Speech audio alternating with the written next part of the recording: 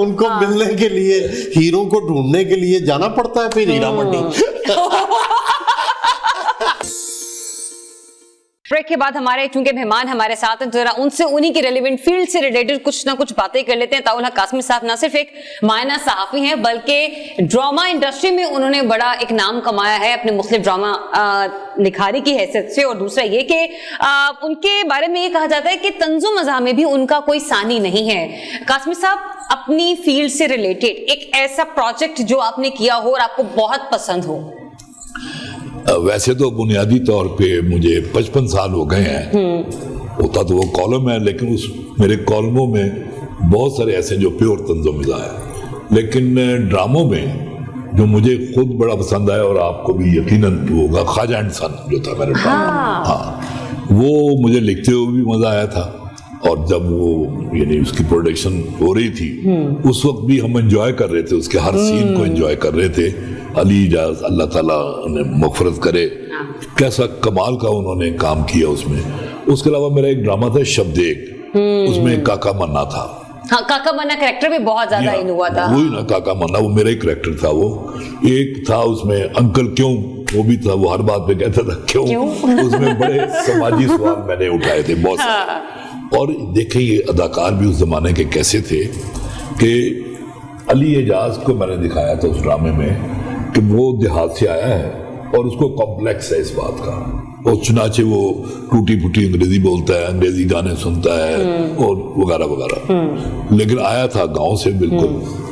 اب ایک سین میں نے اسے دکھایا کہ اس کو تیز بخار ہو گیا. وہ اب تیز بخار میں وہ وہی بولتا ہے بندہ جو ہوتا ہے، وہ جو کہہ رہا ہوتا ہے اوے مجا پرے کرو، اوے ککڑ نے آٹے چونج مارتی جی، اس طرح ساری حیرت انگیز.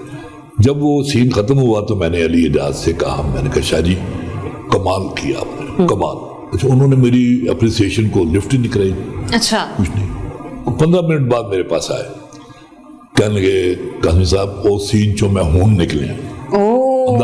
کہ اس سین میں سے میں اب نکلا ہوں. مطلب وہ اتنا اپنے کام میں انوالو ہو گئے، اتنا گم ہو گئے تھے. بالکل بہت. مطلب یہ بڑا امپورٹنٹ ہوتا ہے کہ جب آپ نے کسی کے لیے کچھ لکھا ہے یا کوئی کچھ پرفارم کر رہے ہے. جیسے آپ نے ماشاءاللہ بہت بڑے بڑے لوگوں کو انٹرویو کیا ہے اپنے پروگرام کے تھرو، اور جب بھی ہم دیکھتے ہیں تو ماشاءاللہ جو مینیو ہوتا ہے ڈائننگ ٹیبل پہ دیکھنے والا دیکھنے سے تعلق رکھتا ہے، لیکن کبھی کوئی ایسا کنجوس مہمان کہ جہاں پر پوری ٹیم گئی ہو اور وہ چھوٹ کے پیک اپ میں پوچھ رہے ہو سر جی کچھ لیں کہ کبھی ایسا ہوا؟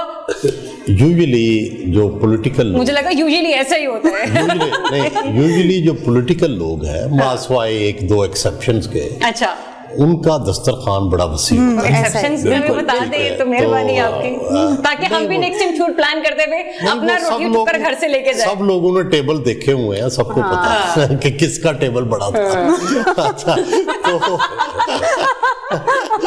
اور لیکن میں نے دیکھا ہے کہ شوبز کے لوگ خاص اس بات کا کوئی اہتمام نہیں کرتے. یوزلی ان کے ہاں یہ سسٹم ہی نہیں ہے کہ بھئی جو ہے کسی مہمان کی اس طرح سے خاطر مدارت کی جائے جس طرح ہمارے ہاں باقی گھروں میں رواج ہے.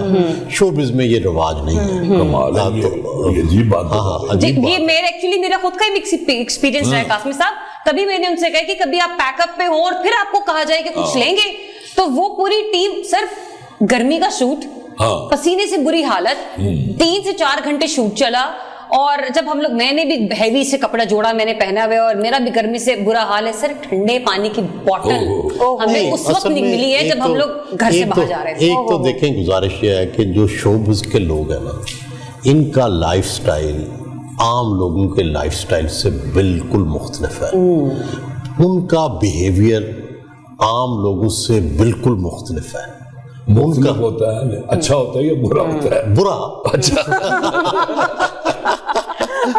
کیسے؟ مثلا فرض کریں مثلا ہم صبح اٹھتے ہیں سارے 10 11 12، وہاں آپ جائیں گے تو وہ جناب کوئی 2 بجے 4 بجے 4-5 بجے 3 4 5 بجے 4-5 بجے سوتے ہیں. اچھا نہیں صبح سوتے ہیں نا صبح 4-5 بجے. اچھا، پھر دوسرا یہ ہے کہ عام طور پہ بہت کم ان کے گھروں میں کچن کا سسٹم ہے. बाहर से बाहर से मंगवाते हैं वो और खाना खाते हैं। लाहौल। तो अच्छा, और दूसरा ये है कि पता नहीं वहाँ जो प्रोटोकॉल है वो भी डिफरेंट है।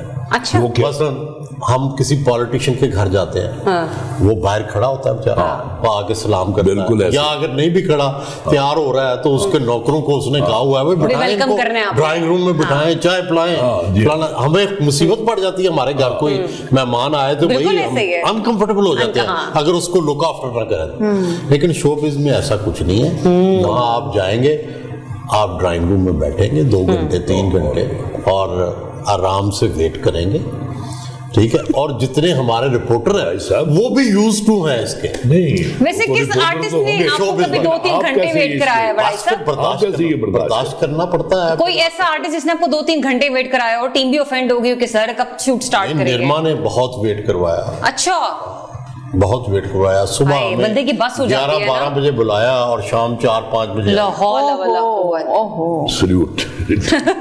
पेशेंस तो दिखानी पड़ती है। 10 मिनट ही जाना। पेशेंस असल में पता है प्रॉब्लम हमें ये सिखाया गया है। पेशेंस, आपने जैसा भी बंदा है उसके साथ वैसा ही होना ना। आपको अपनी अना, आपको अपनी जो आपके अंदर जो चीज है वो मारनी पड़ती है, तभी आपको हीरा मिलता है। तो ये हीरे हैं शोबिज़ के लोग, इनको बिल्कुल मिलने ऐसा के ही है, लिए- बिल्कुल ऐसा ही इनको है। मिलने के लिए और फिर यही वजह है कि आप भी तो हीरा हैं। हाँ। इनसे बड़ा हीरा है आप। उनको मिलने के लिए, हीरों को ढूंढने के लिए जाना पड़ता है फिर हीरा मंडी। Good one.